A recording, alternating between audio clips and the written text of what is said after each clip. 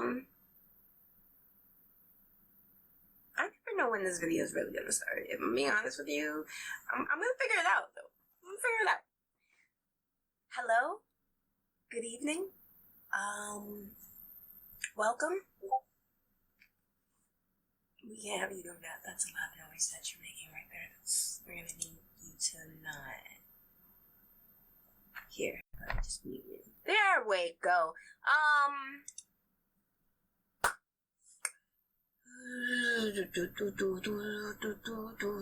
Let's just jump in. I don't know. I'm just feeling like this week has been a let's just jump in week. If there's recap that needs to happen, like, then maybe it'll happen as we go. I don't know though. Like, there's so much has happened in Exodus, you know, like the Israelites, plagues, the freedom being fought for, plagues are going down, Moses is growing into his own.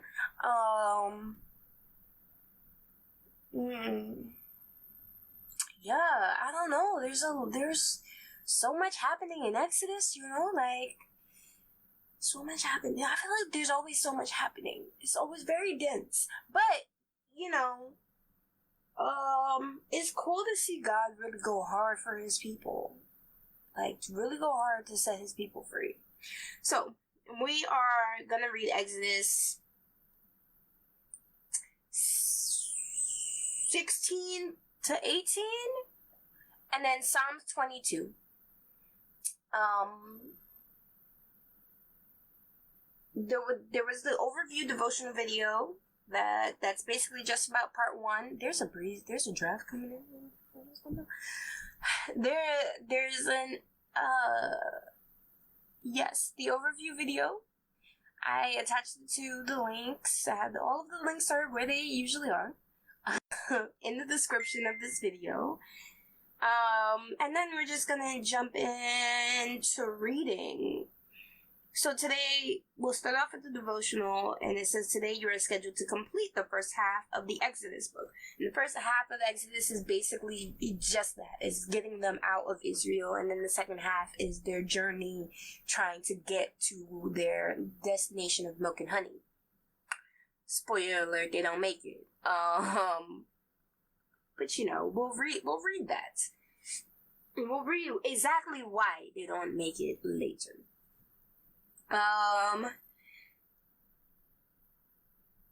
Right, which follows the story of Moses leading Israel out of Egypt. It is the first place that the words redemption and salvation are used in the Bible. That's a cool little, fun fact. Review how this epic story fits into the entire biblical narrative with this overview video. Alright. So, I posted a couple of times. I didn't go as ham on the overview videos as I did when we were doing Genesis, because I felt like I was posting it to the link every day. I'm not going to try to inundate you guys with the same links over and over again, so I'll just pop them in there when I feel like they're relevant. Tripping over all of my words today. And then outside of that, I'll add in what insight videos I have. I know I have a few notes in my head for going back to look things over again and research things over again and highlight things over, just to make sure that the fact is there, you know? But life is doing a lot right now. and I'm just trying to keep up. So when I actually get to those notes, that's going to feel very gratifying. So then, we're going to celebrate the fact that we're in the start of our 4th week. And my new goal, I knew I had the goal to get to the 21st day. We did that. And so now we are on the 22nd day. Our habit is formed. It's starting to be second nature. Our goal is to get to the end of the month, or our first month, which would be February 17th. That's going to be our first full month of all of this. And hopefully by then, I'm going to work at least on a schedule so I can post and try to commit to a consistent air time. But until then, this is what we're doing. So thank you for coming along on the journey. Exodus 16 starts, and it reads the headline, Manna and quail from heaven.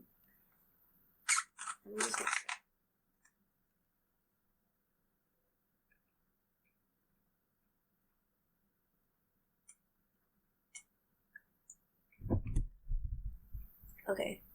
Then the whole community of Israel set out from Elim and journeyed into the wilderness of Sin. But the wilderness of Sin, the geographical name Sin is related to Sinai and should not be confused with the English word sin. Okay, so there's a geographical place called Sin. Okay. Between Elim and Mount Sinai, they arrived there on the 15th day of the second month, 1 month after leaving the land of Egypt. There, too, the whole community of Israel complained about Moses and Aaron. If only the Lord had killed us back in Egypt, they moaned. There we sat around pots filled with meat and ate all the bread we wanted. But now you have brought us into this wilderness to starve us to death. To starve us all to death. So, like,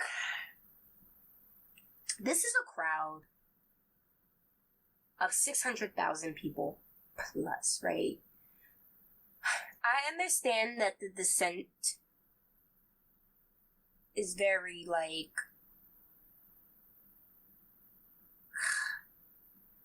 it's easy for people to complain. However, for y'all to be complaining, this is the second time. The first time y'all was complaining about, like, oh, the second y'all saw Pharaoh's army coming after y'all, it was like, Moses and Aaron, y'all is getting us killed. This is all y'all fault, blah, blah, blah. Y'all turned very quickly. So this is about the second time that now you're complaining over the lack of food. Fair. But you're like, the Lord should have just killed us in Egypt. Do you really think, and I know I've said this before, where maybe the Israelites didn't fully understand that every plague that hit the land of Egypt was to rescue them. So these people only see portions of it. They only hear parts of it. There's not a full commitment to understanding that every single plague, every single thing that happened between Pharaoh, all the ups and the downs, all the let my people go, no, they can't go. Okay, get rid of me of this plague, and then they can go. By the way, I changed my mind, they can no longer go. All of that fight, that back and forth, every up and down of disappointment waiting for your freedom, that was all a plan that God had in place. So I can look back and be like, dang, y'all didn't have no trust in this man who did all of this for your freedom? But it says that these people put their faith in God and Moses. But it's such a weak faith. It's so weak. Because every time something's wrong, you instantly go into complaining mode. Like, oh, they should have just killed us back in Egypt. Oh, now, at least things were this good in Egypt. But you were still being whipped and tortured to make bricks by hands. Like, you were still being oppressed. So you're going to cry out for freedom, and then when you find the freedom, you do not bask in the glory of said freedom. You only see the problem of that freedom. And that blows my mind. Like, that blows my mind. You cannot tell me you just got free from a chain that was around you like a noose for 400 years.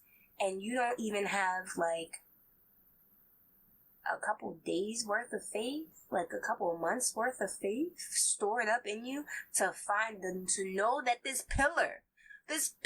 miraculous pillar of cloud and flame is guiding you, is guiding you clearly to where you're trying to get to your promised land that will feed you and sustain you.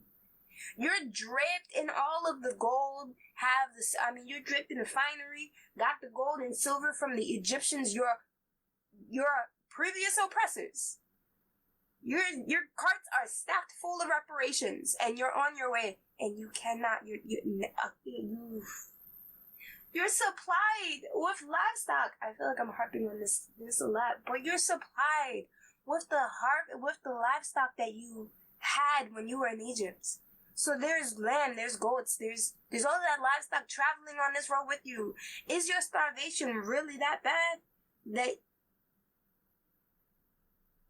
you would have preferred being killed in Egypt? What kind of eyes are you seeing this situation with? Explain to me. I feel like I harped on that. They turned on him so quick. Then the Lord said to Moses, "Look, I'm going to rain down food from heaven for you. Each day the people can go out and pick up as much food as they need for the day.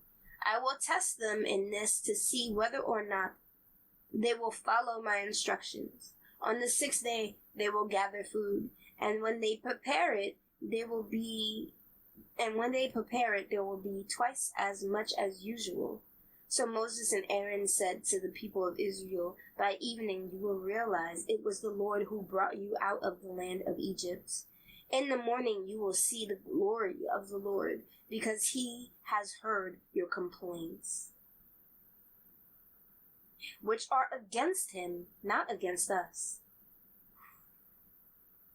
Oh, that's another thing. Is like y'all think y'all out here making these complaints against Aaron and Moses, but what your leaders, but what you're really doing is complaining against the acts of God, because it is oof.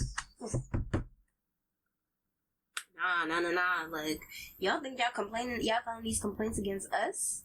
No, you're really complaining against the Lord. What have we done that you should be complaining about?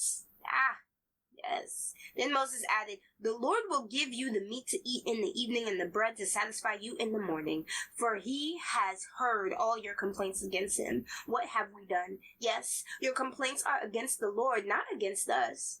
Then Moses said to Aaron, "Announce this to the entire community of Israel. Present yourselves before the Lord, for he has heard your complaining." And as Aaron spoke, the whole community of Israel, they spoke to the whole community of Israel. They looked out toward the wilderness. There they could see awesome glory of the Lord in the cloud. Because this cloud that's guiding them, this pillar cloud, that's cloud by day, fire by night to light your way, that is guiding you to tell you which way you're going. You're not necessarily lost, you're just following this cloud. It's leaving you, it's leading you where you need to go. You may be walking in circles, but that's happening with purpose. You have gold on you, you have clothes on you, you have food with you, you have livestock with you, there's bread with you. You have the power of the Lord who fought for your freedom looking over you in this cloud and pillar. And you complain, man.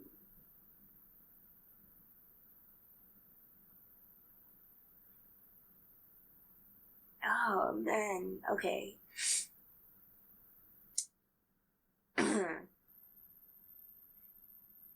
Then the Lord said to Moses, "I have heard the Israelites' complaints. Now tell them, in the evening you will have meat to eat, and in the morning you will have all the bread you want. Then you will know that I am the Lord your God." That evening vast numbers of quail flew in and covered the camp, and the next morning the area around the camp was wet with dew. When the dew evaporated, a flaky substance as fine as frost blanketed the ground. The Israelites were puzzled when they saw it. "What is it?" they asked each other. They had no idea what it was, and Moses told them, "It is food. It is the food the Lord has given you to eat. These are the Lord's instructions. Each household should gather as much as it needs." Pick up 2 quarts for each person in your tent.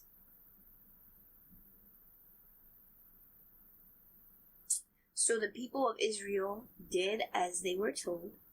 Some gathered a lot, some only a little. But when they measured it out, everyone had just enough. Those who gathered a lot had nothing left over, and those who gathered only a little had enough. Each family had just what it needed. Then Moses told them, "Do not keep any of it until morning." But some of them didn't listen and kept some of it until morning. But by then, it was full of maggots and had a terrible smell. Moses was very angry with them. After this, the people gathered the food after this, the people gathered food morning by morning, each family according to its need. And as the sun became hot, the flakes they had not picked up melted and disappeared. On the 6th day, they gathered twice as much as usual, 4 quarts, for each person instead of 2. Then all the leaders of the community came and asked Moses for an explanation. "Is tomorrow the Sabbath?" Yeah. He told them, "This is what the Lord commanded. Tomorrow will be a day of complete rest, a holy Sabbath day set apart for the Lord. So bake or boil as much as you want today, and set aside what is left over for tomorrow." See, okay, that's for me.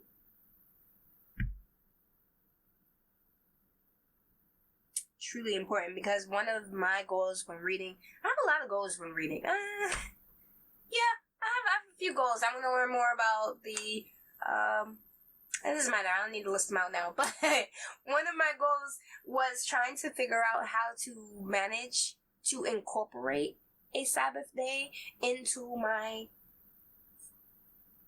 holy spiritual life. It became really important of knowing what is and what isn't considered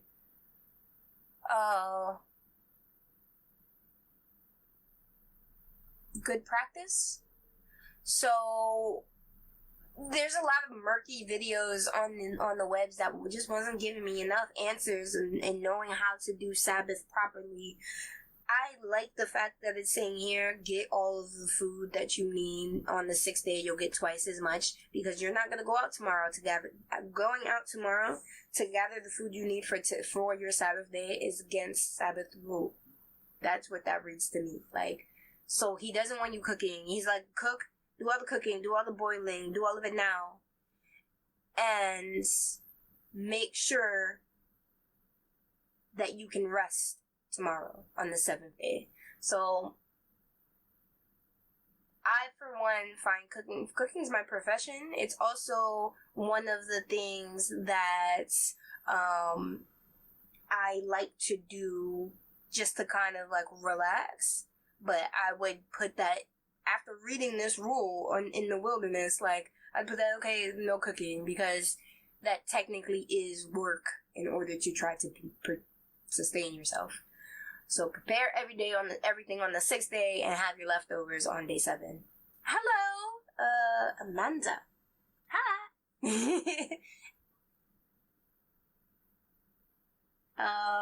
So where are we? That is Exodus 16:24. So they put some aside until morning, just as Moses had commanded. And in the morning, the leftover food was wholesome and good, without maggots or odor. Moses said, "Eat this food today, for today is a Sabbath day dedicated to the Lord. There will be no food on the ground today. You may gather the food for 6 days, but the 7th day is the Sabbath. There will be no food on the ground that day." Some of the people went out anyway on the 7th day, but they found no food. Okay. The Lord asked Moses, "How long will these people refuse to obey my commands and instructions? They must realize that the Sabbath is the Lord's gift to you. That is why, they must realize that the Sabbath is the Lord's gift to you. That is why he gives you a 2-day supply on the 6th day, so there will be enough for 2 days. On the Sabbath day, you must each stay in your place. Do not go out to pick up food on the 7th day. So the people did not gather any food on the 7th day. It's a reiteration for me. It makes me feel like whoa, did I scroll back up accidentally and reread it? But they're really just trying to drive the point home that it's really important to not try to. From what I gather about Sabbath, from what I understand about it, is that it's this day you're supposed to set aside, and you're supposed to keep it to renew your mind, to renew your body, to renew your spirit, and to renew your soul. It's literally a day where you take a breath from all of the working and the going and the productivity that you need to do, right? So we're, especially in this day and age where toxic productivity is such a thing, is such a prevalent thing in our society, that thinking, okay, it's alright to take a breather and rest. Sometimes I do that on just the day, alright, I did all this work, I just need a minute to rest. But I'm okay with, when I feel the most depleted is when I'm going and going and going, like I'm some kind of Energizer bunny, and I'm trying to do all of the things, and weeks go by, a month goes by, and I'm looking like, I don't really feel like I've ever had a moment to myself.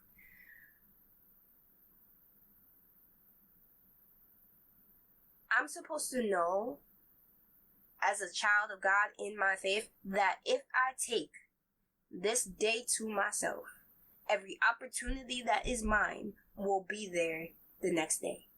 Every opportunity that is for me will still be in my corner. I will still be okay when I take a day and I do not do anything for productivity's sake. I'm supposed to know that and keep it sanctified for just resting.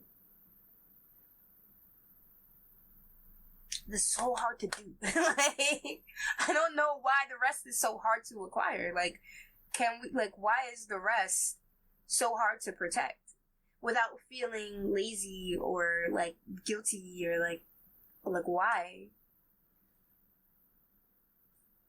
So keep it for the Lord, and know that the 7th day is not just a 7th day of me doing, I'm just being lazy, I don't want to do whatever. The 7th day is a gift to me from the Lord, and I need to rest, enjoy that gift. Yes, hashtag rest. It's so hard to really sit down and then shut your mind and be like, okay, I'm resting now. It's okay. It's not only okay, it is demanded of us.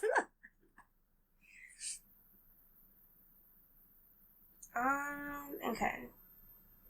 So, this is the 31st verse. The Israelites called the food manna, which means, what is it? It is white like coriander seed, and it tasted like honey wafers. Then Moses said, "This is what the Lord has commanded. Fill a 2-quart container with manna to preserve it for your descendants. Then later generations will be able to see the food I gave you in the wilderness when I set you free from Egypt."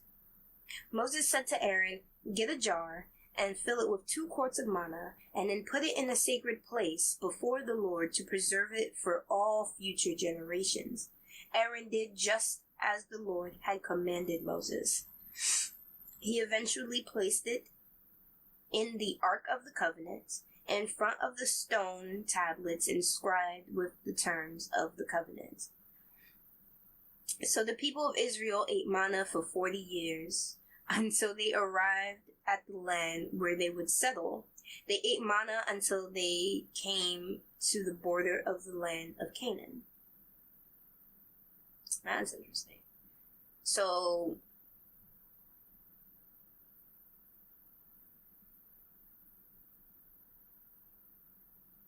God's like not one to enjoy.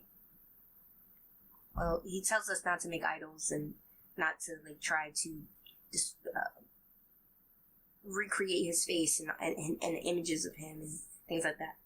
But he still wants him to know, like he wants us to know what he is capable of and what he can how he sufficiently meets our needs. So like all of these people, this is 600,000 people plus are migrating from Egypt into the land of milk and honey. I don't know what the name of that land is yet.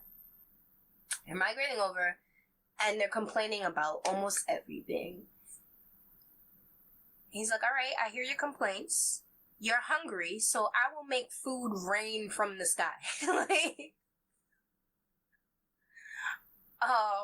so he's giving them a full-on GPS system. He's got the pillar cloud that turns from cloud at day, fire at night. He's got food raining from the sky. Yes, there's manna, this powder thing, but there's also the quails that's flying in. So there's meat. There's this thing that tastes like honey wafers. I would not a complaint, but I would get tired off the same diet every day. but hey, I'm just trying to survive at this point. So he's meeting their needs. He's guiding them. And he's like, I need this to be known. Like, you have to tell future generations, one, you're keeping the Passover meal traditions for future generations. Preserve that so that the people will know. When they ask you, when your future generations ask, why do we do this? You can tell them, because the Lord, when he raised his hand against Egypt, he spared all of the Israelites and their firstborn sons. So we do this to honor him. He's telling them specific reasons to like, okay, this is why you need to like preserve this part of the history of what you're going through right now, so that the future generations can too know I am Lord. Like, he doesn't want you to honor images of him. Oh, that's God. No, honor the acts. Honor the acts he's done to keep you safe and sane and satisfied, your needs met, you're safe from your enemies. Like, honor the acts, not the image. Yeah. Okay. Just gonna highlight that real quick.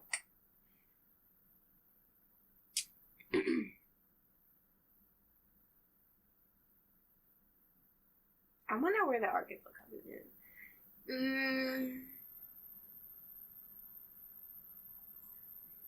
The last verse of Exodus 16. The container was used to measure manna. Was an omer, which was 1/10 of an ephah. It held about 2 quarts. So that's just specifics. In Exodus 17. Titled Water from a Rock. At the Lord's command, the whole community of Israel left the wilderness of Sin and moved from place to place. Eventually, they camped at Rephidim, but there was no water there for the people to drink. So once more, the people complained against Moses. "Give us water to drink," they demanded. "Quiet," Moses replied. "Why are you complaining against me? And why are you testing the Lord?" But tormented by thirst, they continued to argue with Moses. "Why did you bring us out of Egypt?" Yo, this line, man. "Why did you bring us out of Egypt? Are you trying to kill us, our children, and our livestock with thirst?" I know how hard it is to finding when there's a group of people like that, such a large group of people. That's why I don't do crowds. Like, you usually will find the one person who's like so good at complaining. Like, every word out their mouth is a complaint, and then that like somehow seeds in the people around them are like, yeah, that is, that's a valid complaint. And then they will start to also feel the complaints and it would make sense to them. So this is a large crowd. I get that there will be some who are quiet and faithful and patient and really trying to be obedient to the cloud and Moses and all of the Lord's acts. But there's gonna be this group of dissent, right? These are the people who are never satisfied. So you're still free again from your slavery. You've been fed for like 40 days or something off of, like, you watch food rain and just appear in the wilderness for you to be satisfied. So why, instead of complaining, can't you just be like, Lord, hey, I'm thirsty. Can you just give me some water to drink? Like, instead, the dramatics of, why have you brought us here? Are you trying to kill us and not leave us in Egypt? There was water there. I can't. Reading it back makes no sense. Even, I feel like in the moments, I'd be one of those Israelite people who's just giving them the silent, like, can you shut up? Can you just wait for the Lord to give you a cup of water? He's gonna do something. Like, we've made it this far.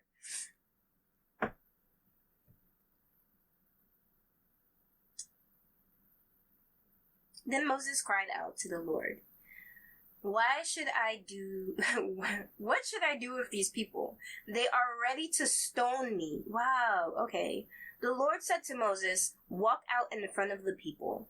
Take your staff, the one you used when you struck the water of the Nile, and call some of the elders of Israel to join you. I will stand before you on the rock at Mount Sinai. Strike the rock, and water will come gushing out. Then the people will be able to drink. So Moses struck the rock as he was told, and water gushed out as the elders looked on. Moses named the place Masha, which means test, and Meribah, which means arguing, because the people of Israel argued with Moses and tested the Lord by saying, is the Lord here with us or not?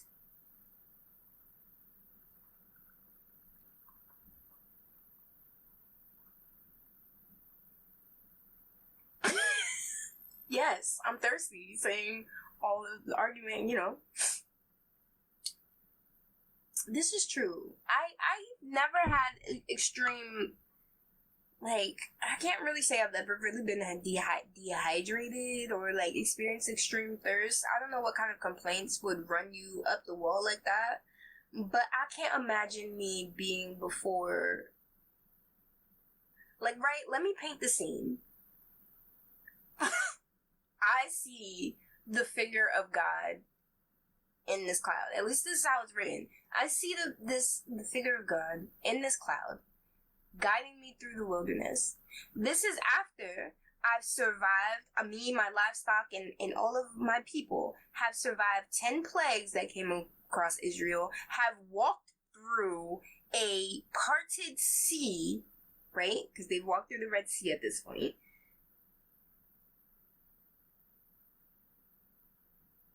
I just don't see how I'm gonna be complaining about thirst at that point. I've watched food appear in dust, and there's always enough. Like, I would have a little more just patience to be like, yay. I guess that's what it's really saying. Like, okay, you can doubt, like, all right, you're walking through the wilderness, and the conditions are not perfect. Following God doesn't mean you get perfect conditions, but it does require you to know that you will have your needs met. Like, I don't get perfect conditions. This wasn't a luxury camping. Like, this wasn't a glamp. I get it, but like, I just got freed from slavery. Like, I'm not getting whipped every day. I guess I would just be more focused on the victory.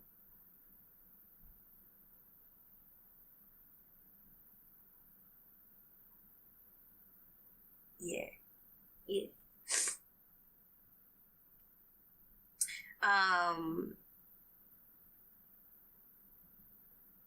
But what did they say? Hindsight's a bitch. Hindsight's 2020.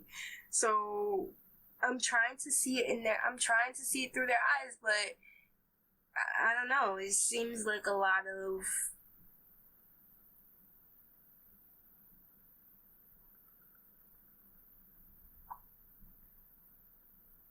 It seems like a lot.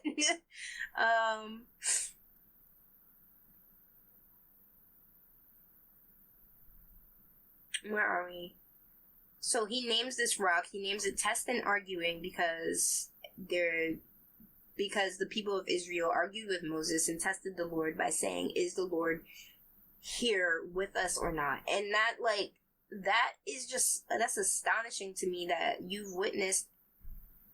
I don't know what it takes to strengthen the faith. Like what really causes you to believe? How do you know when God is with you? How do you know when it's like, okay, nah, I'm good? Because I know for a fact, like, the plan isn't always clear. He doesn't go like, okay, hey, just so you know, I'm gonna enact it, I'm gonna do this and this and this, but you're gonna be okay. You should be able to get through all of this. That I have plans, and we're just gonna see how you move. So there's definitely more room to doubt than just the clear cut, okay, it's written out. I know that God planned for Pharaoh to harden his heart. I know that God planned for Pharaoh and his officials to chase after us through the Red Sea or to the Red Sea. I know that God planned for all of this. So it's a little harder for me to doubt. If I was like, I don't know, Little Miss Sue, like, who was really like deep, maybe not really next to Moses, didn't really see any of the acts happen, and I'm just witnessing from the side, bleacher seats, like, I don't really understand fully. But that's it. It's like your faith isn't without the full understanding of the acts that unfolded to get you free.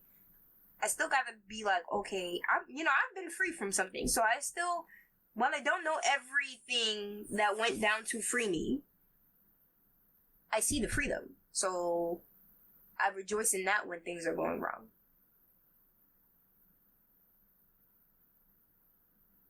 How do you know when the Lord is fully with you enough to just at least not be so contentious every time something's going wrong?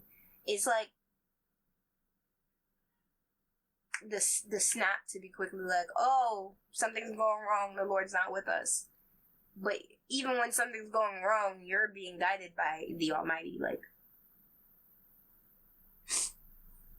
you're literally being guided by the Almighty. At least in this chapter, literally being physically guided by the Almighty. Israel defeats the Amalekites. When the people of Israel were still at Rephidim, the warriors of Amalekite attacked them. Moses commanded Joshua, choose some men to go out and fight the army of Amalek for us. Tomorrow I will stand at the top of the hill, holding the staff of God in my hand. So Joshua did what Moses had commanded and fought the army of Amalek. Meanwhile, Moses, Aaron, and Hur climbed at the top of a nearby hill. As long as Moses held up the staff in his hand, the Israelites had the advantage. But when he dropped his hand, the Amalekites gained the advantage. Moses' arms soon became so tired he could no longer hold them up. So Aaron and Hur found a stone for him to sit on. And then they stood on each side of Moses, holding up his hands. So his hands held steady until sunset. As a result, Joshua overwhelmed the army of Amalek in battle. After the victory, the Lord instructed Moses, write this down on a scroll as a permanent reminder and read it aloud to Joshua. I will erase the memory of Amalek from under heaven. I will erase the memory of Amalek from under heaven. Does that mean you're about to wipe this whole thing off the map? Is this country about to go? I will erase. Compare.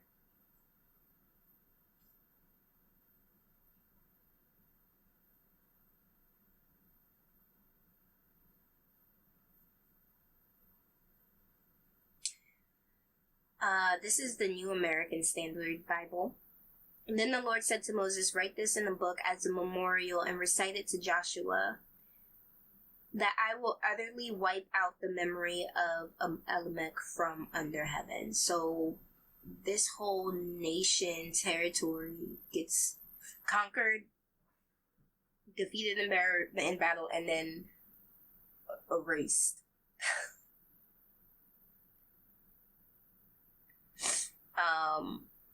But what strikes me, what I want in my community is like where it says Moses is tasked with a lot right here. He has to hold up the staff, and that's, as long as Moses held up the staff, the Israelites had this advantage. So in this war, his duty is to hold up the staff so that all of his people can win, and that's a heavy burden. But when you're going, like, when I'm going through it and, like, my arms are getting tired and I'm just tired, this idea of, like, okay, so his people, his crew, right, finds him a seat and help him hold his arms up so that his arms can be steady. Like, who are the people who are around who can prop you up? Like, that's what I strive for in community. The people who can, like, okay, let me help you hold up the staff. Like, let me hold up your arms so you can hold the staff. Like, let me find you a seat so you can at least be a little bit more comfortable. That was Aaron and her in this scenario. But, like, it really is important to have you can't do it all by yourself. Like, just to have the crew who is capable of being able to, like, alright, I got your arms, like, let me help you. And to really lean on, like, Getty will tell you, I'm not the best at leaning on people.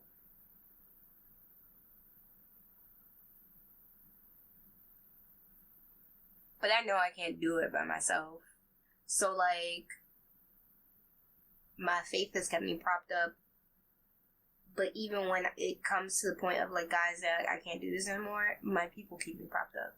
And I'm just like, the thanks that pours out of me, the gratefulness that pours out of me, because you will fall very quickly alone.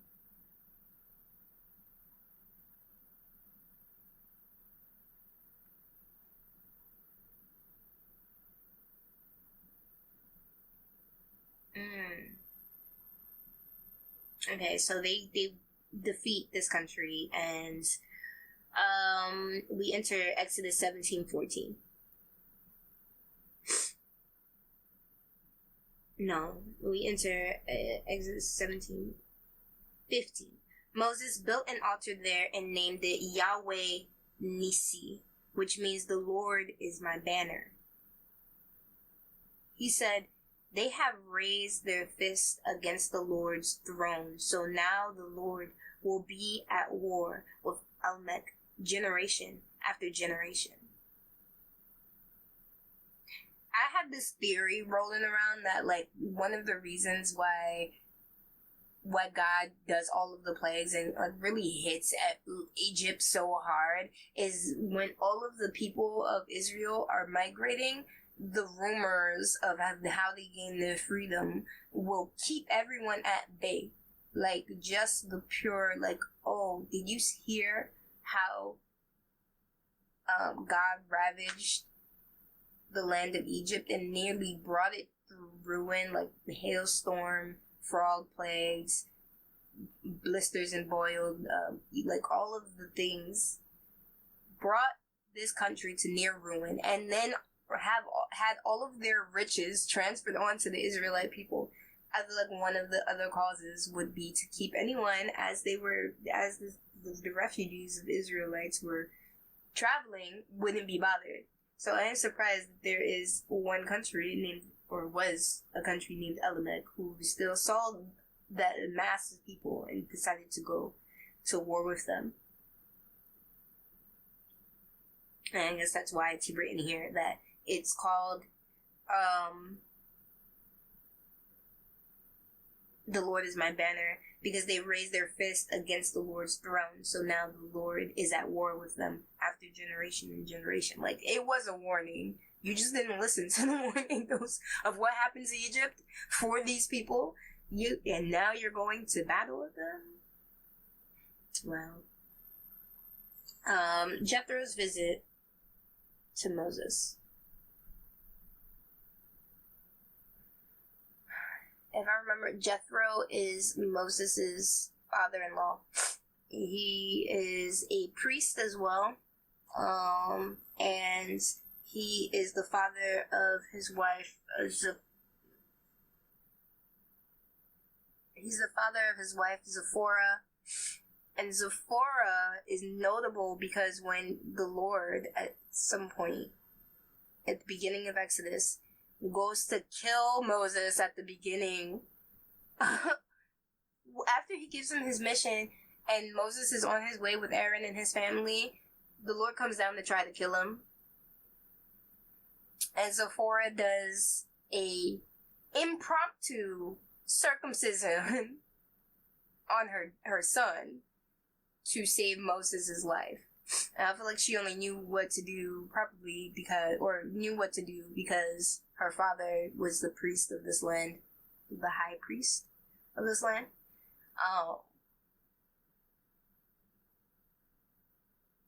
Yeah. That's the run through of who Jethro is and why Zipporah has been kind of notable so far. But she kind of disappears in the story. After that moment, we don't really hear about how she's going through or what she's going through in all of Exodus. Moses' father-in-law, Jethro, the priest of Midian, heard about everything God had done for Moses and his people, the Israelites. He heard especially about how the Lord had rescued them from Egypt. Earlier, Moses had sent his wife, Zipporah, and his 2 sons back to Jethro, who had taken them in. Moses' first son was named Gershom, for Moses had said when the boy was born, "I have been a foreigner in a foreign land." His second son was named Eleazar, for Moses had said, "The God of my ancestors was my helper. He rescued me from the sword of Pharaoh." Okay. So we kind of get a picture of when his second son was born. Jethro, Moses' father-in-law, now came to visit Moses in the wilderness. He brought Moses' wife and 2 sons with him, and they arrived while Moses and the people were camped near the mountain of God. I think that's Mount Sinai. Jethro had sent a message to Moses saying, "I, Jethro, your father-in-law, am coming to see you with your wife and your 2 sons." So Moses went out to meet his father-in-law. He sent a message. Okay. He bowed low and kissed him. They asked about each other's welfare, and they went into Moses' tent. Moses told his father-in-law everything the Lord had done to Pharaoh in Egypt on behalf of Israel. He also told about all the hardships that they had experienced along the way and how the Lord had rescued his people from all their troubles. Jethro was delighted when he heard about all the good things the Lord had done for Israel as he rescued them from the hand of the Egyptians. "Praise the Lord," Jethro said, "for he has rescued you from the Egyptians and from Pharaoh. Yes, he has rescued Israel from the powerful hand of Egypt. I know now that the Lord is greater than all other gods, because he rescued his people from the oppression of the proud Egyptians." Then Jethro, Moses' father-in-law, brought a burnt offering and sacrifices to God. Aaron and all the elders of Israel came out and joined him in a sacrificial meal in God's presence. Okay. Jethro's wise advice. The next day, Moses took his seat to hear the people's disputes against each other. This is what a king would do. It's like, usually they hold court. At least in the olden days, they would hold court to kind of settle down the disputes, because there was no real law enforcement. Just trying to prevent people from not fighting or stealing each other's property, not murdering each other, essentially, and feeling like they have had their claims heard. When Moses' father-in-law saw all that Moses was doing for the people, he asked, "What are you really accomplishing here? Why are you trying to do all this alone while everyone stands around you from morning till evening?"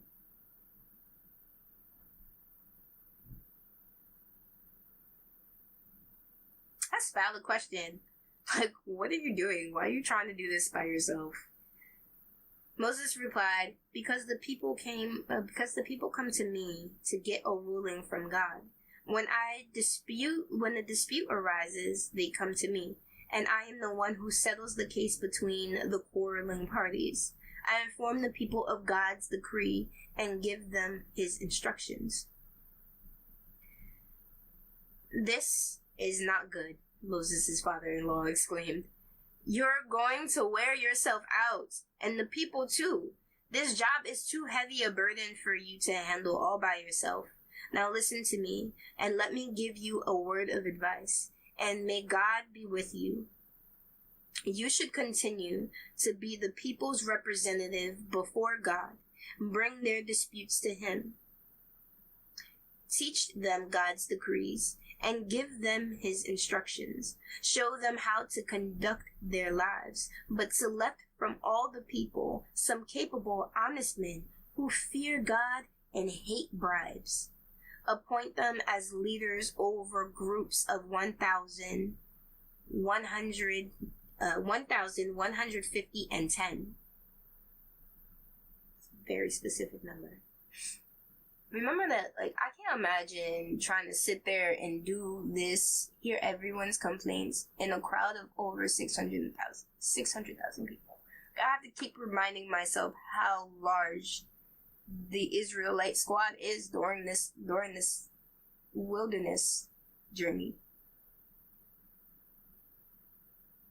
This is the definition of wearing yourself out. Like, really, like, sit there and listen to everyone's complaints. And I don't know what the scale of complaints are, but you know, some of them probably are petty.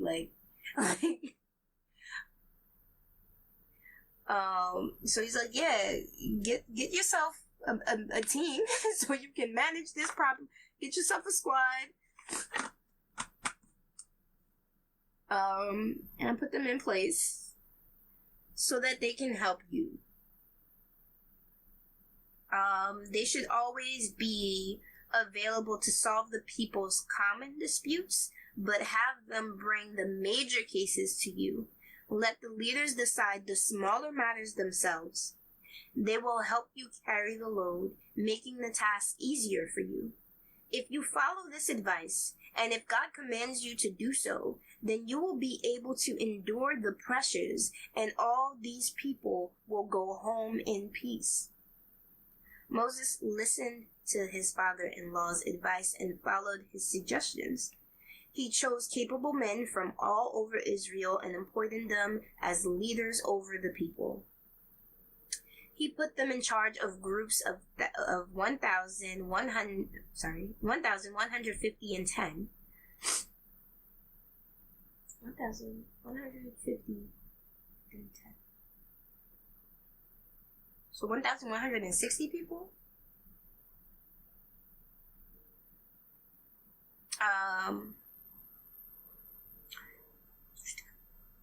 These men were always available to solve the people's common disputes. They brought the major cases to Moses, but they took care of the smaller matters themselves. So after this, Moses said goodbye to his father-in-law, who returned to his own land. Did he take Did he take his daughter and his grandkids, or are they with him? Are they with Moses now? Still. Ah.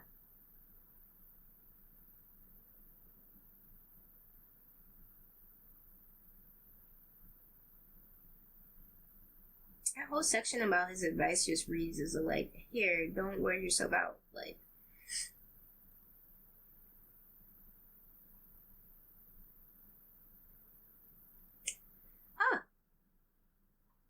I was all ready for our next chapter, but we've made it through Psalms, Exodus, the first half of Exodus. So this is the first half of Exodus is pretty much the journey from start to finish about how the Israelites make it out of Egypt into the wilderness on their way to Mount Sinai.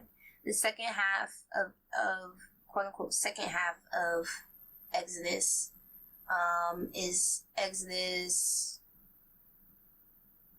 Exodus 19 is like the hook. And then the second half details what happens along the way to eventually lead to the Israelites not making it into the land of milk and honey, not being led to where they're trying to go. Oh, and the handing down of the 10 Commandments. So yeah,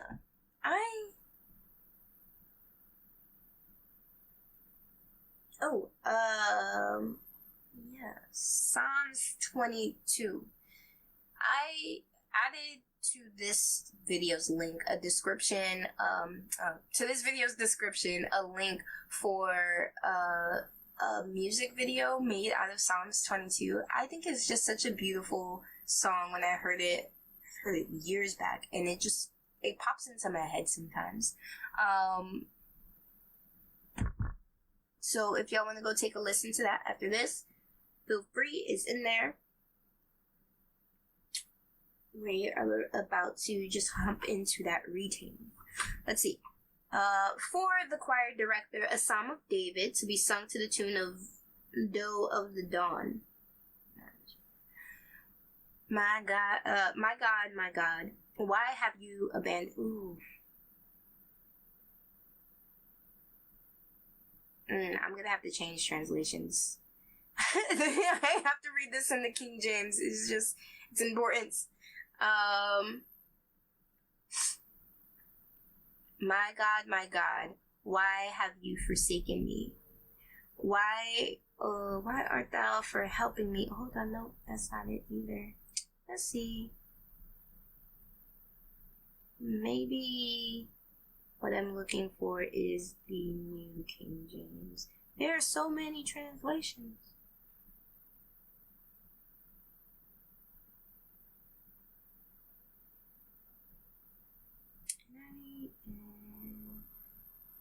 New King James.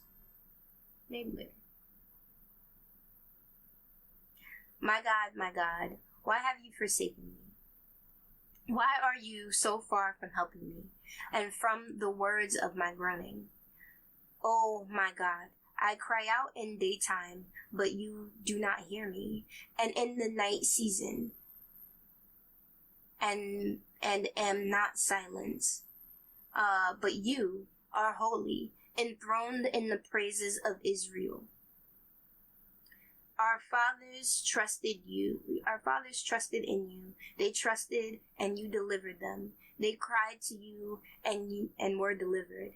They trusted in you and were not ashamed. But I am a worm and no man, a reproach of men and despised by the people. All those who see me ridicule me. They shoot out the lip and they shake their heads, saying, he trusted in the Lord, let him rescue him. Let him deliver him, since he delights in him. But you are he who took me out of the womb. You made me trust while on my mother's breast. I was cast upon you from birth. From my mother's womb, you have been my God. Be not far from me, for trouble is near, for there is nothing to help. Many bulls have surrounded me. Strong bulls of Bashan have encircled me. They gape at me with their mouths like a raging and roaring lion. I am poured out like water, and all my bones are out of joint. My heart is like wax. It has melted within me. Ooh, the visual. My strength is dried up like a potsherd, and my tongue clings to my jaw. You have brought me to the dust of death, for dogs have surrounded me. The congregation of the wicked has enclosed me. They pierced my hands and my feet. I can count all my bones. They look and stare at me. They divide my garments among them, and for my clothes they cast lots. But you, O Lord, do not be far from me. O my strength, hasten to help me. Deliver me from the sword, my precious life from the power of the dog. Save me from the lion's mouth and from the horns of the wild oxen. You have answered me. I will declare your name to my brethren. In the midst of the assembly, I will praise you. You who fear the Lord, praise him. All the descendants of Jacob glorify him, and fear him, all you offspring of Israel.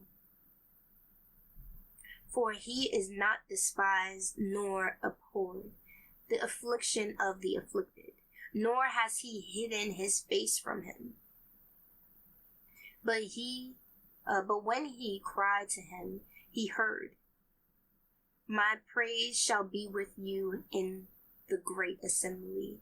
I will pay my vows before those who fear him. The poor shall eat and be satisfied. Those who seek him will praise the Lord. Let your heart live forever. All the ends of the world shall remember and turn to the Lord, and all the families of the nations shall worship you. For the kingdom is the Lord's, and he rules over the nations. All the prosperous of the earth shall eat and worship. All those who go down to dust shall bow before him, even he who cannot keep himself alive. A posterity shall serve him. It will be recounted of the Lord to the next generation. They will come and declare his righteousness to the people who will be born, that he has done this.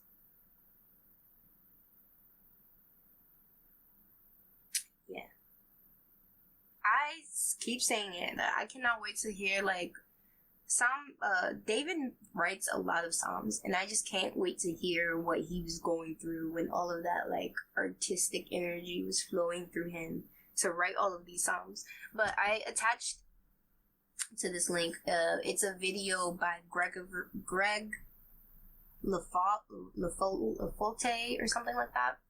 It's a really good rendition of this Psalm in actual song. So, go take a peek. I think it's really beautifully done. And so that's why I attached it. Yeah, I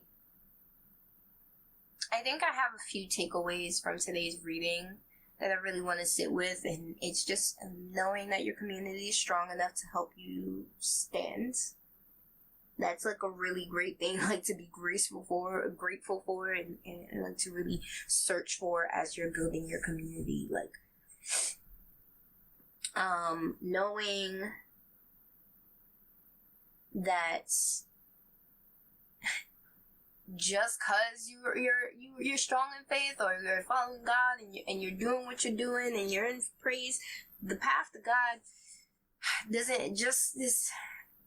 When he's with you, man, it's not gonna be simple. It's not gonna be luxury rides, smooth sailing, so never really feeling the speed bumps, but it is going to be one of having your needs met and being fully supplied. and being held, being watched over, being guided.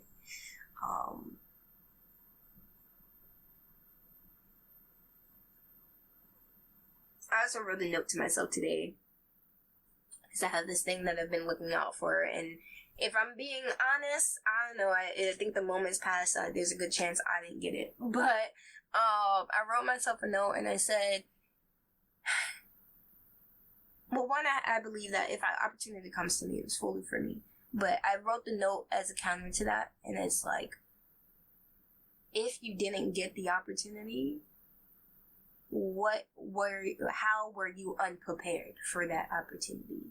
And if it's an opportunity you truly, truly wanted, how can you prepare yourself now to obtain it again in the future?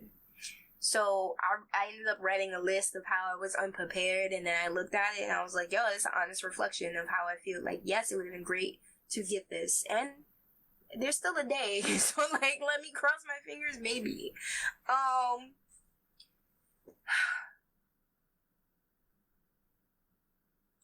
But when the prayer isn't met right away, because I know I prayed over this, when it's not met, when that need's not, or not a need, when that desire isn't immediately supplied to you, how can I go into this reverse of like, all right, well, what can I do to make sure next time, or to make, I feel like, okay, there are two reasons why you don't get something when you want it. When you've prayed over it, when you've asked, it's either not in the will of God, just like, you're not getting that, there's no way he's going to give you that, or he doesn't believe that you are prepared to receive it. So I'm going to work on that part of that thought, is making sure that I am prepared to receive everything I pray over and like ask for, and knowing that God has, like, I don't got the time to complain, because God is like, hey, get prepared for your blessings. Like, it's nothing worse than like being ill prepared to receive a blessing. I need to make sure that I am in the right spot and mindset for that. And a lot of the reading made me, I'm gonna have to meditate over it. I'm gonna have to meditate just from the angle of doubt. Like, if I really look into myself, I feel like my faith, or at least I would have been like, okay, God's got it. Like, wow, all of this went down, God's got it. Like, wide-eyed and believing that God's got this. But then there's a seed of doubt. And it's so easy to let that seed of doubt like bloom and grow and fester, especially when you're trying to be silent about it. When you're like, nah, I'm not doubting nothing, like, God got it. Like, I doubt. There are things to doubt. But how can I weed that doubt out of me? That's what I really want to know. Like, how can I weed that doubt out of me? And so that practice of looking at my life truly and asking, how was I ill prepared for this blessing, is going to help me be prepared for when the blessing does come, and when it multiplies, I'm ready. I'm just, let's go. Let's get shut up. To success. I feel like that, let's get shut up to success is where I was going with that sentence. Thank you for joining me. Have a good one. I'm out. Bye.